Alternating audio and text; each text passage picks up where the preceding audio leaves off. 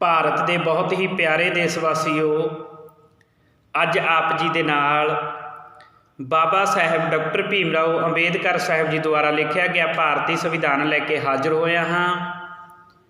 ਅੱਜ ਆਪ ਜੀ ਦੇ ਨਾਲ ਭਾਰਤੀ ਸੰਵਿਧਾਨ ਦੇ ਆਰਟੀਕਲ 1, ਆਰਟੀਕਲ 2, ਆਰਟੀਕਲ 3 ਅਤੇ ਆਰਟੀਕਲ 4 ਬਾਰੇ ਗੱਲਬਾਤ ਕਰਾਂਗੇ, ਵਿਚਾਰ ਚਰਚਾ ਕਰਾਂਗੇ। ਸੋ ਆਓ ਆਪਾਂ ਸਾਰੇ ਰਲ ਮਿਲ ਕੇ ਭਾਰਤੀ ਸੰਵਿਧਾਨ ਨੂੰ ਪੜ੍ਹਨ ਦਾ, ਸਮਝਣ ਦਾ, ਵਿਚਾਰਨ ਦਾ ਯਤਨ ਕਰੀਏ। ਸੋ ਵਿਚਾਰਾ ਆਰੰਭ ਕਰੀਏ। ਵਿਚਾਰਾ ਆਰੰਭ ਕਰਨ ਤੋਂ ਪਹਿਲਾਂ ਆਪਣੇ ਸਤਿਗੁਰਾਂ, ਆਪਣੇ ਰਹਿਬਰਾਂ, ਆਪਣੇ ਮਹਾਂਪੁਰਖਿਆਂ ਨੂੰ ਹੋਈਏ ਨਤਮਸਤਕ।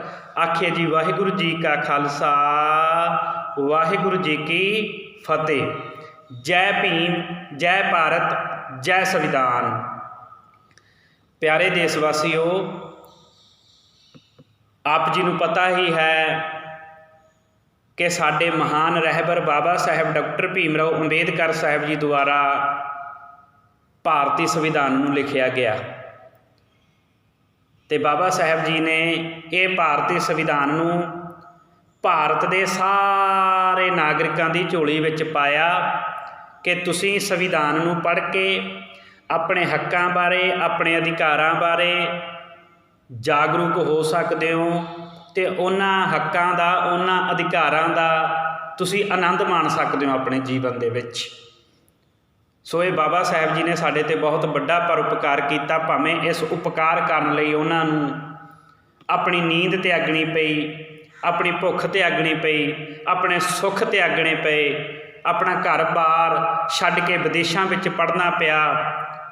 ਔਰ ਬਾਬਾ ਸਾਹਿਬ ਜੀ ਨੇ 18, 20, 22 ਘੰਟੇ ਲਗਾਤਾਰ ਜਾਗ ਕੇ ਪੜ੍ਹ ਕੇ ਇਹ ਕਾਨੂੰਨੀ ਦਸਤਾਵੇਜ਼ ਭਾਰਤੀ ਸੰਵਿਧਾਨ ਸਾਡੀ ਝੋਲੀ ਵਿੱਚ ਪਾਇਆ। ਸੋ ਅਸੀਂ ਬਾਬਾ ਸਾਹਿਬ ਦੇ ਕਰਜ਼ਦਾਰ ਹਾਂ। ਜਦੋਂ ਤੁਸੀਂ ਭਾਰਤੀ ਸੰਵਿਧਾਨ ਨੂੰ ਇਮਾਨਦਾਰੀ ਦੇ ਨਾਲ ਪੜ੍ਹੋਗੇ ਤਾਂ ਇਹਦੇ ਵਿੱਚੋਂ ਸਾਡੇ ਰਹਿਬਰਾਂ ਦੇ ਸੰਘਰਸ਼ ਦੀ ਝਲਕ ਆਏਗੀ। ਜਿਵੇਂ ਸਾਡੇ ਸਤਿਗੁਰਾਂ ਨੇ, ਸਾਡੇ ਮਹਾਂਪੁਰਖਿਆਂ ਨੇ, ਸਾਡੇ ਰਹਿਬਰਾਂ ਨੇ ਜੋ ਸੰਘਰਸ਼ ਕੀਤਾ, ਉਹ ਸੰਘਰਸ਼ ਨੂੰ ਬਾਬਾ ਸਾਹਿਬ ਜੀ ਨੇ ਕਾਨੂੰਨੀ ਤੌਰ 'ਤੇ ਕਲਮਬੰਦ ਕਰ ਦਿੱਤਾ। ਜੋ ਬਾਬਾ ਸਾਹਿਬ ਡਾਕਟਰ ਭੀਮ ਰਾਓ ਅੰਬੇਦਕਰ ਸਾਹਿਬ ਜੀ ਭਾਰਤੀ ਸੰਵਿਧਾਨ ਦੇ ਵਿੱਚ ਕਾਨੂੰਨੀ ਤੌਰ 'ਤੇ ਲਿਖ ਕੇ ਗਏ ਨੇ, ਇਹੀ ਸੰਘਰਸ਼ ਸਾਡੇ ਸਤਿਗੁਰ, ਸਾਡੇ ਮਹਾਂਪੁਰਖ, ਸਾਡੇ ਰਹਿਬਰ ਕਰ ਰਹੇ ਸੀ। ਸੋ ਭਾਰਤੀ ਸੰਵਿਧਾਨ ਨੂੰ ਪਿਆਰ ਨਾਲ, ਇਮਾਨਦਾਰੀ ਨਾਲ, ਤਨੋਂ ਮਨੋਂ ਜੇਕਰ ਪੜ੍ਹਾਂਗੇ ਤਾਂ ਬਾਬਾ ਸਾਹਿਬ ਜੀ ਦੇ ਸੰਵਿਧਾਨ ਵਿੱਚੋਂ ਸਾਡੇ ਰਹਿਬਰਾਂ ਦੀ, ਸਾਡੇ ਮਹਾਂਪੁਰਖਾਂ ਦੀ ਝਲਕ ਜ਼ਰੂਰ ਨਜ਼ਰ ਆਵੇਗੀ। ਇਸ ਕਰਕੇ ਮੈਂ ਬੇਨਤੀ ਕਰਦਾ ਹੁੰਦਾ ਕਿ ਜਿੰਨਾ ਤੱਕ ਸਾਡੇ ਘਰਾਂ ਦੇ ਵਿੱਚ 2 ਗ੍ਰੰਥ ਨਹੀਂ ਹੋਣਗੇ, ਇੱਕ ਸਤਿਗੁਰਾਂ ਦੀ ਬਾਣੀ ਅਤੇ ਇੱਕ ਭਾਰਤੀ ਸੰਵਿਧਾਨ, ਉਹਨਾਂ ਤੱਕ ਅਸੀਂ ਮਾਨਸਿਕ ਅਤੇ ਸਰੀਰਕ ਤੌਰ 'ਤੇ ਆਜ਼ਾਦ ਨਹੀਂ ਹੋ ਸਕਦੇ। ਸੋ ਤਾਈਓ ਅੱਜ ਆਪ ਜੀ ਦੇ ਨਾਲ ਇਹ ਵਿਸ਼ਾ ਲੈ ਕੇ ਹਾਜ਼ਰ ਹੋਇਆ ਹਾਂ। ਜੋ ਆਪ ਜੀ ਦੇਖ ਰਹੇ ਹੋ, ਸਾਡੇ ਘਰਾਂ ਦਾ ਸ਼ਿੰਗਾਰ ਗੁਰਬਾਣੀ ਅਤੇ ਸੰਵਿਧਾਨ। ਸਾਡੇ ਘਰਾਂ ਦਾ ਸ਼ਿੰਗਾਰ ਹੋਣਾ ਚਾਹੀਦਾ। ਸਾਡੇ ਘਰਾਂ ਦੇ ਵਿੱਚ ਇਹ ਗ੍ਰੰਥ ਹੋਣੇ ਚਾਹੀਦੇ ਨੇ। ਕਿਉਂ ਹੋਣੇ ਚਾਹੀਦੇ ਨੇ? ਜਿਵੇਂ ਜਿਵੇਂ ਅਸੀਂ ਪੜ੍ਹਾਂਗੇ ਸਾਨੂੰ ਪਤਾ ਲੱਗਦਾ ਜਾਏਗਾ। ਸਾਡੇ ਹੱਕਾਂ ਦੀ, ਸਾਡੇ ਅਧਿਕਾਰਾਂ ਦੀ ਇਸ ਵਿੱਚ ਗੱਲਬਾਤ ਕੀਤੀ ਗਈ ਹੈ। ਕਿਵੇਂ ਦਾ ਅਸੀਂ ਜੀਵਨ ਜਿਉਣਾ ਹੈ, ਕਿਵੇਂ ਦਾ ਜੀਵਨ ਹੋਣਾ ਚਾਹੀਦਾ ਹੈ, ਸਭ ਕੁਝ ਸਾਡੇ ਜੀਵਨ ਦੇ ਇੱਕ ਛੋਟੇ ਜਿਹੇ ਪਲ ਤੋਂ ਲੈ ਕੇ ਜਦੋਂ ਤੋਂ ਅਸੀਂ ਜਨਮ ਲੈਂਦੇ ਹਾਂ, ਮਰਨ ਦੇ ਅਖੀਰਲੇ ਪਲ ਤੱਕ, ਜਦੋਂ ਸਾਡੀ ਮੌਤ ਆਉਣੀ ਹੈ, ਉਦੋਂ ਤੱਕ, ਜਨਮ ਦੇ ਛੋਟੇ ਜਿਹੇ ਪਲ ਤੋਂ ਲੈ ਕੇ ਮਰਨ ਦੇ ਅਖੀਰ ਦੇ ਪਲ ਤੱਕ ਭਾਰਤੀ ਸੰਵਿਧਾਨ ਦੇ ਵਿੱਚ ਸਾਡੇ ਅਧਿਕਾਰ ਦਰਜ ਕੀਤੇ ਗਏ ਨੇ। ਭਾਵੇਂ ਕਾਨੂੰਨੀ ਤੌਰ 'ਤੇ, ਰਾਜਨੀਤਿਕ ਤੌਰ 'ਤੇ, ਸਮਾਜਿਕ ਤੌਰ 'ਤੇ, ਆਰਥਿਕ ਤੌਰ 'ਤੇ ਕਿਸੇ ਵੀ ਪ੍ਰਕਾਰ ਦੇ ਅਧਿਕਾਰ ਹੋਣ, ਉਹ ਭਾਰਤੀ ਸੰਵਿਧਾਨ ਵਿੱਚ ਦਰਜ ਨੇ। ਸੋ ਆਓ ਜ਼ਿਆਦਾ ਸਮਾਂ ਨਾ ਲੈਂਦਿਆਂ ਹੋਇਆਂ ਅੱਜ ਆਪਾਂ ਭਾਰਤੀ ਸੰਵਿਧਾਨ ਦੇ ਭਾਗ ਪਹਿਲੇ, ਜਿਸ ਵਿੱਚ ਸੰਘ ਅਤੇ ਉਸ ਦਾ ਰਾਜ ਖੇਤਰ ਦਾ ਵਰਣਨ ਜ਼ਿਕਰ ਕੀਤਾ ਗਿਆ ਹੈ, ਆਓ ਆਪਾਂ ਆਰਟੀਕਲ 1 ਤੋਂ ਲੈ ਕੇ 4 ਤੱਕ ਇਹਨਾਂ ਨੂੰ ਲੜੀਵਾਰ ਸਮਝਣ ਦਾ ਯਤਨ ਕਰਦੇ ਹਾਂ ਜੀ।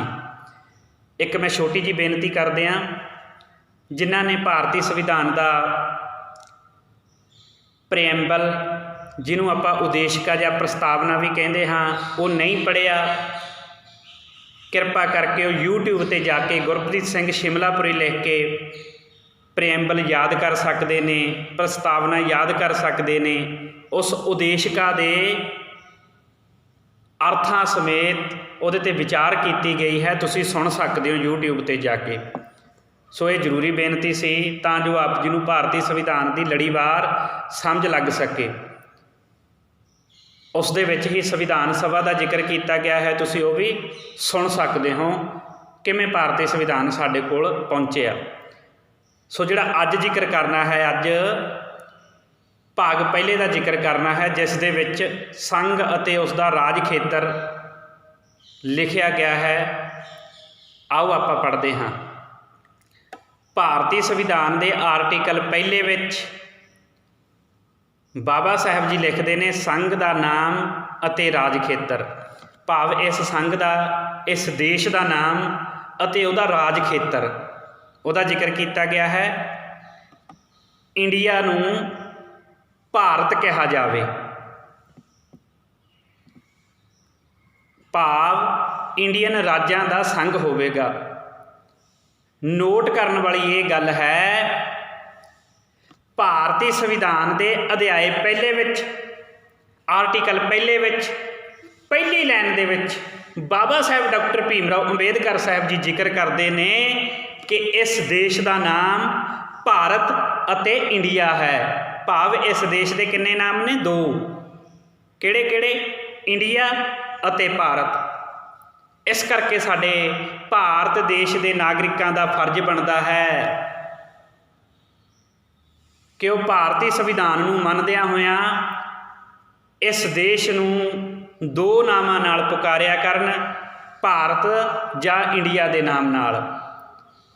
26 ਜਨਵਰੀ 1950 ਜਦੋਂ ਭਾਰਤੀ ਸੰਵਿਧਾਨ ਲਾਗੂ ਹੋਇਆ, ਉਸ ਤੋਂ ਪਹਿਲਾਂ ਇਸ ਦੇਸ਼ ਨੂੰ ਹਿੰਦੁਸਤਾਨ ਵੀ ਕਿਹਾ ਜਾਂਦਾ ਸੀ, ਜੰਬੂ ਦੀਪ ਵੀ ਕਿਹਾ ਜਾਂਦਾ ਸੀ, ਹੋਰ ਬਹੁਤ ਸਾਰੇ ਨਾਮ ਸਨ। ਪਰ ਜਦੋਂ ਤੋਂ ਸੰਵਿਧਾਨ ਲਾਗੂ ਹੋਇਆ, ਉਦੋਂ ਤੋਂ ਇਸ ਦੇਸ਼ ਦਾ ਨਾਮ ਭਾਰਤ ਅਤੇ ਇੰਡੀਆ ਪੈ ਗਿਆ। ਇਹ ਸਾਨੂੰ ਪਤਾ ਹੋਣਾ ਚਾਹੀਦਾ ਹੈ। ਸੋ ਬੜੇ ਦੁੱਖ ਦੀ ਗੱਲ ਹੈ ਜਦੋਂ ਸਾਡੇ ਕਈ ਸੁਚੇਤ ਲੋਕ, ਨਾਗਰਿਕ, ਇੱਥੋਂ ਤੱਕ ਲੀਡਰ ਲੋਕ, ਨੇਤਾ ਲੋਕ ਵੀ ਇਸ ਦੇਸ਼ ਨੂੰ ਇੰਡੀਆ ਅਤੇ ਭਾਰਤ ਨਹੀਂ ਕਹਿੰਦੇ, ਅਜੇ ਵੀ ਹਿੰਦੁਸਤਾਨ ਕਹਿੰਦੇ ਨੇ। ਸੋ ਇਸ ਦੇਸ਼ ਦਾ ਨਾਮ ਭਾਰਤ ਅਤੇ ਇੰਡੀਆ ਹੈ। ਜੇ ਤੁਸੀਂ ਇਸ ਦੇਸ਼ ਨੂੰ ਹਿੰਦੁਸਤਾਨ ਕਹਿੰਦੇ ਹੋ ਤਾਂ ਹਿੰਦੁਸਤਾਨ ਕਹਿਣ ਦੇ ਨਾਲ ਇਸ ਦੇਸ਼ ਦੀ ਅਗਵਾਈ ਮਨੂ ਸਿਮਰਤੀ ਕਰਦੀ ਹੈ। ਜੇ ਤੁਸੀਂ ਇਸ ਦੇਸ਼ ਨੂੰ ਭਾਰਤ ਜਾਂ ਇੰਡੀਆ ਕਹਿੰਦੇ ਹੋ ਤਾਂ ਇਹਦੀ ਅਗਵਾਈ ਭਾਰਤੀ ਸੰਵਿਧਾਨ ਕਰਦਾ ਹੈ। ਸੋ ਫੈਸਲਾ ਤੁਸੀਂ ਕਰਨਾ ਕਿ ਆਜ਼ਾਦੀ ਵਾਲੇ ਪਾਸੇ ਤੁਰਨਾ ਜਾਂ ਗੁਲਾਮੀ ਵਾਲੇ ਪਾਸੇ ਤੁਰਨਾ। 1950 ਤੋਂ ਪਹਿਲਾਂ 26 ਜਨਵਰੀ ਤੋਂ ਪਹਿਲਾਂ, ਭਾਵ 26 ਜਨਵਰੀ 1950 ਤੋਂ ਪਹਿਲਾਂ ਜੋ ਇਸ ਦੇਸ਼ ਦੇ ਨਾਮ ਸੀ, ਤੁਸੀਂ ਉਹ ਇਤਿਹਾਸ ਦਾ ਜ਼ਿਕਰ ਕਰਨ ਲੱਗਿਆ ਹੋਇਆ, ਉਸ ਸਮੇਂ ਦਾ ਜ਼ਿਕਰ ਕਰਨ ਲੱਗਿਆ ਹੋਇਆ ਉਹ ਨਾਮ ਵਰਤ ਸਕਦੇ ਹੋ। ਪਰ ਪ੍ਰੈਜੈਂਟ ਦੇ ਵਿੱਚ ਚੱਲ ਰਹੇ ਸਮੇਂ ਦੇ ਵਿੱਚ, ਫਿਊਚਰ ਦੇ ਵਿੱਚ ਇਸ ਦੇਸ਼ ਦਾ ਨਾਮ ਤੁਸੀਂ ਭਾਰਤ ਅਤੇ ਇੰਡੀਆ ਹੀ ਕਹੋਗੇ, ਇਹ ਉਮੀਦ ਰੱਖਦਾ ਹਾਂ। ਸੋ ਮੈਂ ਬੇਨਤੀ ਕਰਦਾ ਭਾਰਤ ਦੇ ਹਰ ਇੱਕ ਨਾਗਰਿਕ ਨੂੰ, ਜਿਹਦੇ ਵਿੱਚ ਸਾਡੇ ਮਾਣਯੋਗ ਅਧਿਆਪਕ ਸਾਹਿਬਾਨ ਆ ਜਾਂਦੇ ਨੇ, ਵਕੀਲ ਸਾਹਿਬਾਨ, ਜੱਜ ਸਾਹਿਬਾਨ, ਬੱਚੇ ਆ ਜਾਂਦੇ ਨੇ, ਬਜ਼ੁਰਗ ਆ ਜਾਂਦੇ ਨੇ, ਸਾਡੀਆਂ ਭੈਣਾਂ, ਮਾਤਾਵਾਂ, ਬੱਚੀਆਂ ਆ ਜਾਂਦੀਆਂ ਨੇ, ਭਾਵ ਪੂਰਾ ਭਾਰਤ ਆ ਜਾਂਦਾ ਹੈ। ਨੇਤਾ ਲੋਕ ਵੀ ਆ ਜਾਂਦੇ ਨੇ ਜਿਹੜੇ ਅਜੇ ਤੱਕ ਵੀ ਇਸ ਦੇਸ਼ ਨੂੰ ਇੰਡੀਆ ਜਾਂ ਭਾਰਤ ਨਹੀਂ ਕਹਿੰਦੇ। ਉਹਨਾਂ ਨੂੰ ਮੈਂ ਰਿਕੁਐਸਟ ਕਰਦਾ, ਬੇਨਤੀ ਕਰਦਾ ਕਿ ਭਾਰਤੀ ਸੰਵਿਧਾਨ ਦੇ ਆਰਟੀਕਲ ਪਹਿਲੇ, ਅਧਿਆਏ ਪਹਿਲੇ ਦੀਆਂ ਨਾ ਧੱਜੀਆਂ ਉਡਾਓ, ਕਿਰਪਾ ਕਰਕੇ ਇਸ ਨੂੰ ਭਾਰਤ ਅਤੇ ਇੰਡੀਆ ਹੀ ਆਖੋ।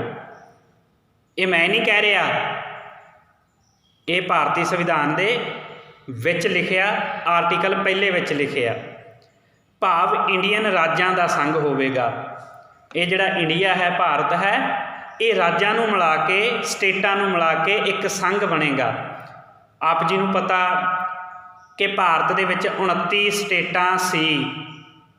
29 ਜਦੋਂ 5 ਅਗਸਤ 2019 ਦੇ ਵਿੱਚ ਧਾਰਾ 370 ਹਟਾਈ ਗਈ ਤਾਂ ਆਪ ਜੀ ਨੂੰ ਪਤਾ ਕਿ ਉਦੋਂ ਤੋਂ ਜਿਹੜਾ ਜੰਮੂ ਕਸ਼ਮੀਰ ਸੀ ਉਹ ਇੱਕ ਸਟੇਟ ਨਹੀਂ ਰਿਹਾ, ਉਸ ਨੂੰ ਜੰਮੂ ਕਸ਼ਮੀਰ ਅਤੇ ਲੱਦਾਖ ਇਹਨਾਂ ਨੂੰ ਕੇਂਦਰ ਸ਼ਾਸਿਤ ਪ੍ਰਦੇਸ਼ਾਂ ਦੇ ਵਿੱਚ ਸ਼ਾਮਿਲ ਕਰ ਲਿਆ ਗਿਆ।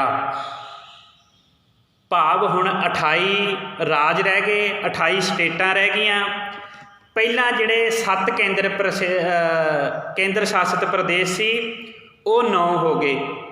ਜੰਮੂ ਕਸ਼ਮੀਰ ਅਤੇ ਲਦਾਖ 2 ਐਡ ਕਰਕੇ 9 ਬਣ ਜਾਂਦੇ ਨੇ। ਰਾਜਾਂ ਦਾ ਤਾਂ ਤੁਹਾਨੂੰ ਪਤਾ, ਜਿਵੇਂ ਪੰਜਾਬ, ਯੂਪੀ, ਹਰਿਆਣਾ, ਹਿਮਾਚਲ, ਹੈ ਨਾ, ਇਹ ਰਾਜ ਨੇ, ਇਹ 28 ਨੇ। ਅਤੇ ਜਿਹੜੇ ਕੇਂਦਰ ਸ਼ਾਸਿਤ ਪ੍ਰਦੇਸ਼ ਨੇ ਉਹ 9 ਨੇ, ਜਿਵੇਂ ਚੰਡੀਗੜ੍ਹ ਹੋ ਗਿਆ, ਦਿੱਲੀ ਹੋ ਗਈ, ਪੁਡੂਚੇਰੀ ਹੋ ਗਈ, ਹੈ ਨਾ। ਇਹ ਆਪਾਂ ਕਦੇ ਫਿਰ ਇਸ ਵਿਸ਼ੇ 'ਤੇ ਡਿਸਕਸ ਕਰਾਂਗੇ ਵੀ ਰਾਜਾਂ ਦੇ ਵਿੱਚ ਅਤੇ ਕੇਂਦਰ ਸ਼ਾਸਿਤ ਪ੍ਰਦੇਸ਼ਾਂ ਦੇ ਵਿੱਚ ਕੀ ਅੰਤਰ ਹੈ। ਇਹਦੇ ਬਾਰੇ ਆਪਾਂ ਫਿਰ ਗੱਲਬਾਤ ਕਰਾਂਗੇ। ਸੋ ਇੱਥੇ ਇੱਕ ਵਾਰੀ ਫਿਰ ਮੈਂ ਭਾਰਤੀ ਸੰਵਿਧਾਨ ਦਾ ਆਰਟੀਕਲ ਪਹਿਲਾ ਦੁਹਰਾ ਦਿਆਂ। ਸੰਘ ਦਾ ਨਾਮ ਅਤੇ ਰਾਜ ਖੇਤਰ। ਇੰਡੀਆ ਨੂੰ ਭਾਰਤ ਕਿਹਾ ਜਾਵੇ, ਭਾਵ ਇੰਡੀਅਨ ਰਾਜਾਂ ਦਾ ਸੰਘ ਹੋਵੇਗਾ। ਇਸ ਦੀ ਮੈਨੂੰ ਉਮੀਦ ਆ ਕਿ ਆਪ ਜੀ ਨੂੰ ਸਮਝ ਲੱਗ ਗਈ ਹੋਵੇਗੀ। ਸੋ ਆਰਟੀਕਲ ਦੂਸਰਾ, ਸੰਸਦ ਕਾਨੂੰਨ ਦੁਆਰਾ ਅਜਿਹੀਆਂ ਪਾਬੰਦੀਆਂ ਅਤੇ ਸ਼ਰਤਾਂ 'ਤੇ। ਸੰਸਦ ਭਾਵ ਪਾਰਲੀਮੈਂਟ ਕਾਨੂੰਨ ਦੁਆਰਾ, ਜੋ ਭਾਰਤੀ ਸੰਵਿਧਾਨ ਨੇ ਕਾਨੂੰਨ ਬਣਾਇਆ, ਜੋ ਕਾਨੂੰਨ ਬਣਿਆ ਹੋਇਆ ਹੈ, ਉਹਦੇ ਦੁਆਰਾ ਅਜਿਹੀਆਂ ਪਾਬੰਦੀਆਂ ਅਤੇ ਸ਼ਰਤਾਂ 'ਤੇ ਜੋ ਉਹ ਠੀਕ ਸਮਝੇ ਸੰਘ ਵਿੱਚ ਨਵੇਂ ਰਾਜਾਂ ਦਾ ਦਾਖਲਾ ਜਾਂ ਇਹਨਾਂ ਦੀ ਸਥਾਪਨਾ ਕਰ ਸਕੇਗੀ। ਸੰਘ ਮਤਲਬ ਦੇਸ਼ ਵਿੱਚ ਨਵੇਂ ਰਾਜਾਂ ਦਾ ਦਾਖਲਾ ਅਤੇ ਇਹਨਾਂ ਦੀ ਸਥਾਪਨਾ ਕਰ ਸਕੇਗੀ। ਕਹਿਣ ਦਾ ਮਤਲਬ ਇਹ ਹੈ ਕਿ ਜਿਵੇਂ ਆਪਣਾ ਭਾਰਤ ਦੇਸ਼ ਹੈ, ਭਾਰਤ ਦੇਸ਼ ਦਾ ਇੱਕ ਨਕਸ਼ਾ ਹੈ। ਤੁਸੀਂ ਜਦੋਂ ਇੰਡੀਆ ਦੇ ਨਕਸ਼ੇ ਨੂੰ ਵੇਖੋਗੇ ਤਾਂ ਇਹਨਾਂ ਦੀਆਂ ਸਰਹੱਦਾਂ ਦੂਸਰੇ ਦੇਸ਼ਾਂ ਨਾਲ ਲੱਗਦੀਆਂ ਨੇ, ਜਿਵੇਂ ਚੀਨ ਨਾਲ ਲੱਗ ਜਾਂਦੀ ਹੈ, ਪਾਕਿਸਤਾਨ ਨਾਲ ਲੱਗ ਜਾਂਦੀ ਹੈ, ਤੁਹਾਨੂੰ ਪਤਾ ਨਾ। ਹੁਣ ਮੰਨ ਲਓ ਜੇ ਕੋਈ ਪਾਕਿਸਤਾਨ ਦਾ ਹਿੱਸਾ ਜਾਂ ਕੋਈ ਚੀਨ ਦਾ ਹਿੱਸਾ ਜਾਂ ਕਿਸੇ ਹੋਰ ਦੇਸ਼ ਦਾ ਹਿੱਸਾ ਭਾਰਤ ਜਿੱਤ ਲੈਂਦਾ, ਜਾਂ ਉਹ ਵਿਦੇਸ਼ੀ ਜਿਹੜੇ ਦੇਸ਼ ਨੇ ਉਹ ਭਾਰਤ ਨੂੰ ਆਪਣਾ ਹਿੱਸਾ, ਆਪਣਾ ਕੋਈ ਇਲਾਕਾ ਦੇ ਦਿੰਦੇ ਨੇ, ਤਾਂ ਇਲਾਕਾ ਲੈਣ ਲਈ ਭਾਰਤੀ ਸੰਵਿਧਾਨ ਦੇ ਆਰਟੀਕਲ 2 ਨੂੰ ਯੂਜ਼ ਕਰਕੇ ਉਹ ਜਿਹੜਾ ਇਲਾਕਾ ਹੈ ਉਹ ਸੰਸਦ ਕਾਨੂੰਨ ਦੀ ਵਿਧੀ ਦੁਆਰਾ ਆਪਣੇ ਵਿੱਚ ਸ਼ਾਮਲ ਕਰ ਸਕਦੀ ਹੈ। ਇਹ ਭਾਰਤੀ ਸੰਵਿਧਾਨ ਨੇ ਆਰਟੀਕਲ 2 ਨੇ ਆਖ ਦਿੱਤਾ। ਉਦਾਹਰਨ ਦੇ ਤੌਰ 'ਤੇ ਆਪ ਜੀ ਨੂੰ ਪਤਾ ਕਿ ਜਦੋਂ ਤੁਸੀਂ 9ਵਾਂ ਸੰਸ਼ੋਧਨ ਪੜ੍ਹੋਗੇ ਭਾਰਤੀ ਸੰਵਿਧਾਨ ਦਾ,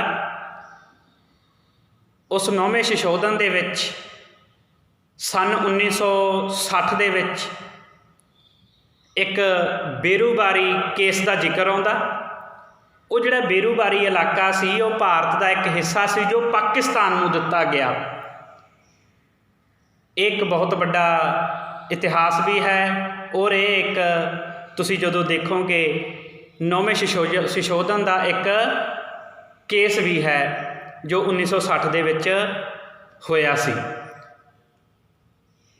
ਸੋ ਜਿਹੜਾ ਭਾਰਤ ਦਾ ਉਹ ਹਿੱਸਾ ਸੀ ਬੇਰੁਬਾਰੀ ਇਲਾਕਾ, ਉਹ ਜਦੋਂ ਪਾਕਿਸਤਾਨ ਨੂੰ ਦਿੱਤਾ ਗਿਆ ਤਾਂ ਉਹ ਆਰਟੀਕਲ 2 ਦੇ ਤਹਿਤ ਦਿੱਤਾ ਗਿਆ। ਇਹਦੇ ਵਿੱਚ ਆਖਿਆ ਨਾ ਜੋ ਉਹ ਠੀਕ ਸਮਝੇ ਸੰਘ ਵਿੱਚ ਨਵੇਂ ਰਾਜਾਂ ਦਾ ਦਾਖਲਾ ਜਾਂ ਇਹਨਾਂ ਦੀ ਸਥਾਪਨਾ ਕਰ ਸਕੇਗੀ। ਜੇ ਅੱਜ ਵੀ ਕੋਈ ਭਾਵੇਂ ਪਾਕਿਸਤਾਨ ਹੋਵੇ, ਚੀਨ ਹੋਵੇ ਜਾਂ ਕੋਈ ਹੋਰ ਦੇਸ਼ ਹੋਵੇ ਸਾਡੇ ਦੇਸ਼ ਨੂੰ ਆਪਣਾ ਹਿੱਸਾ ਦੇਣਾ ਚਾਹੁੰਦੇ ਹੋਵੇ, ਆਪਣਾ ਇਲਾਕਾ ਦੇਣਾ ਚਾਹੁੰਦੇ ਹੋਵੇ, ਤਾਂ ਸਾਡਾ ਦੇਸ਼, ਸਾਡੀ ਸੰਸਦ ਉਹ ਇਲਾਕੇ ਨੂੰ ਅਸੈਪਟ ਕਰਕੇ ਆਪਣੇ ਦੇਸ਼ ਵਿੱਚ ਸ਼ਾਮਲ ਕਰ ਸਕਦੀ ਹੈ, ਉਹ ਭਾਰਤੀ ਸੰਵਿਧਾਨ ਦੇ ਆਰਟੀਕਲ 2 ਦੇ ਤਹਿਤ। ਮੈਂ ਫੇਰ ਪੜ੍ਹਦੇ ਹਾਂ। ਸੰਸਦ ਕਾਨੂੰਨ ਦੁਆਰਾ ਅਜਿਹੀਆਂ ਪਾਬੰਦੀਆਂ ਅਤੇ ਸ਼ਰਤਾਂ 'ਤੇ ਜੋ ਉਹ ਠੀਕ ਸਮਝੇ ਸੰਘ ਵਿੱਚ ਨਵੇਂ ਰਾਜਾਂ ਦਾ ਦਾਖਲਾ ਜਾਂ ਇਹਨਾਂ ਦੀ ਸਥਾਪਨਾ ਕਰ ਸਕੇਗੀ। ਸੰਘ ਵਿੱਚ ਸਮਝ ਲੱਗ ਗਈ? ਚਲੋ ਅੱਗੇ ਆਰਟੀਕਲ 3, ਸੰਸਦ ਕਾਨੂੰਨ ਦੁਆਰਾ ਨਵੇਂ ਰਾਜ ਦਾ ਨਿਰਮਾਣ ਕਰ ਸਕਦੀ ਹੈ। ਸੰਸਦ ਕੋਲੇ, ਪਾਰਲੀਮੈਂਟ ਕੋਲੇ ਤਾਕਤ ਹੈ ਜੋ ਸੰਵਿਧਾਨ ਨੇ ਦਿੱਤੀ ਹੈ, ਉਹ ਨਵੇਂ ਰਾਜ ਦਾ ਨਿਰਮਾਣ ਕਰ ਸਕਦੀ ਹੈ। ਨਵੇਂ ਰਾਜਾਂ ਦਾ ਨਿਰਮਾਣ ਹੋਇਆ ਵੀ। ਆਪ ਜੀ ਨੂੰ ਪਤਾ ਜਦੋਂ ਭਾਰਤ ਦੇਸ਼ ਸਾਡਾ ਆਜ਼ਾਦ ਹੋਇਆ 15 ਅਗਸਤ 1947 ਤੋਂ ਬਾਅਦ ਤਾਂ ਆਪ ਜੀ ਨੂੰ ਪਤਾ ਕਿ ਆਂਧਰਾ ਪ੍ਰਦੇਸ਼, ਗੁਜਰਾਤ, ਨਾਗਾਲੈਂਡ, ਹਰਿਆਣਾ, ਹਿਮਾਚਲ, ਹੋਰ ਕਈ ਸਟੇਟਾਂ ਨਵੀਆਂ ਬਣੀਆਂ, ਨਵੀਆਂ ਹੋਂਦ ਵਿੱਚ ਆਈਆਂ। ਸੋ ਇਹ ਜਿਹੜੀ ਵਿਧੀ ਸੀ ਇਹ ਸੰਸਦ ਨੇ ਬਣਾਈ ਸੀ।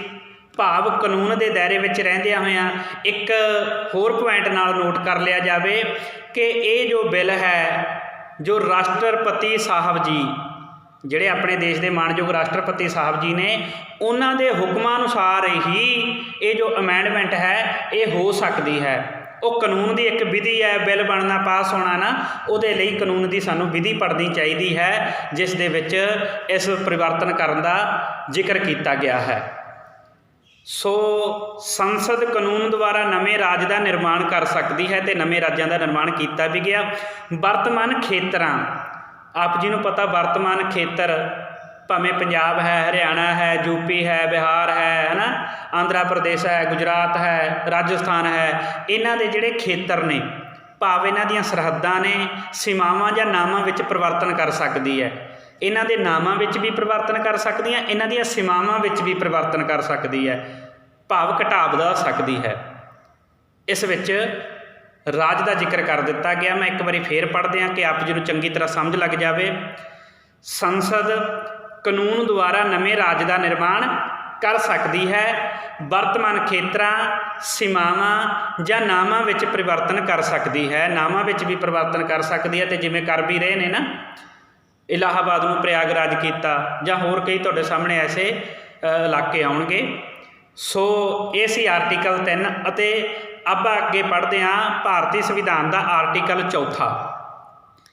ਇਹ ਬੜਾ ਸਮਝਣ ਵਾਲਾ ਵਿਸ਼ਾ ਹੈ। ਆਰਟੀਕਲ ਨੂੰ ਬੜੇ ਸੋਹਣੇ ਤਰੀਕੇ ਨਾਲ ਸਾਨੂੰ ਸਮਝਣਾ ਪੈਣਾ ਕਿ ਜਿਹੜਾ ਆਰਟੀਕਲ 2 ਅਤੇ ਆਰਟੀਕਲ 3 ਪੜ੍ਹ ਕੇ ਹਟੇ ਹਾਂ, ਜਿਸ ਦੇ ਵਿੱਚ ਸੰਘ ਬਾਰੇ ਆਪਾਂ ਗੱਲਬਾਤ ਕੀਤੀ ਗਈ ਕਿ ਉਹਦੇ ਵਿੱਚ ਨਵੇਂ ਰਾਜਾਂ ਦਾ ਦਾਖਲਾ ਵੀ ਕਰ ਸਕਦੇ ਆ, ਹੈ ਨਾ, ਅਤੇ ਫਿਰ ਰਾਜ ਦੀ ਗੱਲ ਕੀਤੀ ਆਰਟੀਕਲ 3 ਦੇ ਵਿੱਚ ਨਵੇਂ ਰਾਜ ਬਣਾ ਸਕਦੇ ਨੇ, ਹੈ ਨਾ, ਅਤੇ ਉਹਨੇ ਨਾਮਾਂ ਅਤੇ ਸੀਮਾਵਾਂ ਵਿੱਚ ਪਰਿਵਰਤਨ ਕਰ ਸਕਦੇ ਨੇ। ਪੜ੍ਹਿਆ ਨਾ ਆਪਾਂ ਦੂਜਾ ਤੀਜਾ, ਇੱਥੇ ਉਹੀ ਜ਼ਿਕਰ ਕੀਤਾ ਆਰਟੀਕਲ 2 ਅਤੇ 3। ਆਰਟੀਕਲ 368 ਦੇ ਤਹਿਤ ਇਹਨਾਂ ਦੇ ਉੱਤੇ ਸੰਸ਼ੋਧਨ ਨਹੀਂ ਹੋ ਸਕਦਾ, ਭਾਵ ਆਰਟੀਕਲ 368 ਇਹਨਾਂ 'ਤੇ ਲਾਗੂ ਨਹੀਂ ਹੋ ਸਕਦਾ।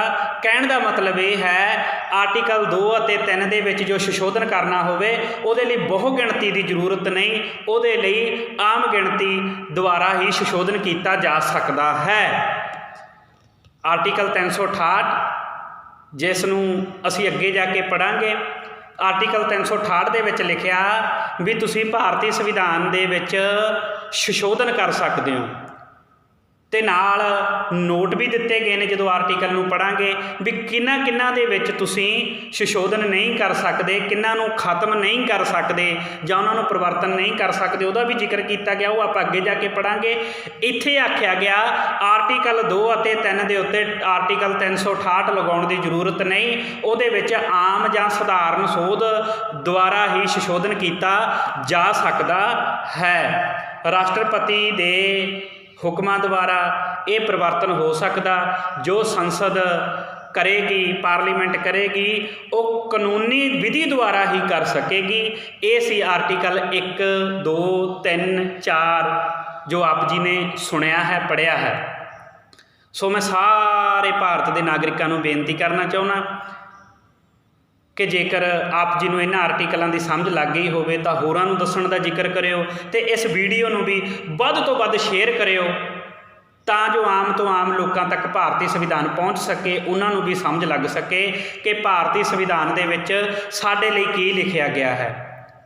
ਸੋ ਸਾਰਿਆਂ ਦਾ ਫਰਜ਼ ਬਣਦਾ ਭਾਰਤੀ ਸੰਵਿਧਾਨ ਨੂੰ ਪੜ੍ਹੀਏ, ਸਮਝੀਏ, ਵਿਚਾਰੀਏ, ਆਪਣੇ ਘਰਾਂ ਵਿੱਚ ਰੱਖੀਏ। ਸਾਡਾ ਮਿਸ਼ਨ ਹੀ ਇਹ ਹੈ ਜੋ ਤੁਸੀਂ ਦੇਖ ਰਹੇ ਹੋ। ਸਾਡੇ ਘਰਾਂ ਦਾ ਸ਼ਿੰਗਾਰ ਗੁਰਬਾਣੀ ਅਤੇ ਸੰਵਿਧਾਨ। ਜਿੰਨਾ ਤੱਕ ਸਾਡੇ ਘਰਾਂ ਦੇ ਵਿੱਚ ਇਹ 2 ਗ੍ਰੰਥ ਹੋਣਗੇ ਤਾਂ ਅਸੀਂ ਆਜ਼ਾਦ ਹੋਵਾਂਗੇ, ਸਰੀਰਕ ਤੌਰ 'ਤੇ ਅਤੇ ਮਾਨਸਿਕ ਤੌਰ 'ਤੇ। ਇਹ ਸਾਡੇ ਮਹਾਂਪੁਰਖਾਂ ਨੇ, ਸਤਿਗੁਰਾਂ ਨੇ, ਰਹਿਬਰਾਂ ਨੇ, ਬਾਬਾ ਸਾਹਿਬ ਨੇ ਬਹੁਤ ਵੱਡਾ ਸੰਘਰਸ਼ ਕੀਤਾ ਹੈ। ਆਓ ਆਪਾਂ ਬਾਬਾ ਸਾਹਿਬ ਜੀ ਦੇ ਉਹ ਸੁਪਨੇ ਨੂੰ ਪੂਰਾ ਕਰੀਏ ਜਿਹੜਾ ਉਹ ਸੁਪਨਾ ਲੈ ਕੇ ਚੱਲੇ ਸੀ। ਸਤਿਗੁਰਾਂ ਦੇ, ਰਹਿਬਰਾਂ ਦੇ ਉਹ ਸੁਪਨੇ ਨੂੰ ਪੂਰਾ ਕਰੀਏ ਜਿਹੜਾ ਉਹ ਲੈ ਕੇ ਚੱਲੇ ਸੀ ਕਿ ਇੱਥੇ ਦੇਸ਼ ਦੇ ਵਿੱਚੋਂ ਅਨਪੜ੍ਹਤਾ ਖਤਮ ਹੋਣੀ ਚਾਹੀਦੀ ਹੈ, ਇੱਥੇ ਗਰੀਬੀ ਖਤਮ ਹੋਣੀ ਚਾਹੀਦੀ ਹੈ। ਸੋ ਕਹਿਣ ਦਾ ਮਤਲਬ ਇਹ ਹੈ ਕਿ ਇਹ ਗਰੀਬੀ ਤੇ ਅਨਪੜ੍ਹਤਾ ਤਾਂ ਹੀ ਖਤਮ ਹੋਏਗੀ ਜੇਕਰ ਅਸੀਂ ਬਾਬਾ ਸਾਹਿਬ ਜੀ ਦੇ ਸੰਵਿਧਾਨ ਨੂੰ ਪੜ੍ਹਾਂਗੇ। ਇੰਨੀਆਂ ਬੇਨਤੀਆਂ ਕਰਦਾ ਹੋਇਆ 10 ਖੇਮਾਂ ਦਾ ਜਾਚਕ ਹੈ। ਅਗਲੀ ਵੀਡੀਓ ਦੇ ਵਿੱਚ ਭਾਗ ਦੂਜਾ ਨਾਗਰਿਕਤਾ ਦਾ ਅਧਿਕਾਰ ਲੈ ਕੇ ਹਾਜ਼ਰ ਹੋਵਾਂਗੇ। ਨਾਗਰਿਕਤਾ ਦੇ ਵਿੱਚ ਜੋ ਆਰਟੀਕਲ 5 ਤੋਂ ਲੈ ਕੇ 11 ਤੱਕ ਜ਼ਿਕਰ ਕੀਤਾ ਗਿਆ ਹੈ, ਕੀ ਜ਼ਿਕਰ ਕੀਤਾ ਗਿਆ ਹੈ, ਅਗਲੀ ਵੀਡੀਓ ਦੇ ਵਿੱਚ ਗੱਲਬਾਤ ਕਰਾਂਗੇ। ਜੇਕਰ ਮੇਰੇ ਕੋਲੋਂ ਕੋਈ ਗਲਤੀ ਹੋਈ ਹੋਵੇ ਤਾਂ ਦੱਸਣ ਦਾ ਕਿਰਪਾਲਤਾ ਕਰਨੀ, ਖੇਚਲ ਕਰਨੀ। ਸੋ ਇੰਨੀਆਂ ਬੇਨਤੀਆਂ ਕਰਦਾ ਹੋਇਆ 10 ਖੇਮਾਂ ਦਾ ਜਾਚਕ ਹੈ ਜੀ। ਵਾਹਿਗੁਰੂ ਜੀ ਕਾ ਖਾਲਸਾ, ਵਾਹਿਗੁਰੂ ਜੀ ਕੀ ਫਤਿਹ। ਜੈ ਭੀਮ, ਜੈ ਭਾਰਤ, ਜੈ ਸੰਵਿਧਾਨ।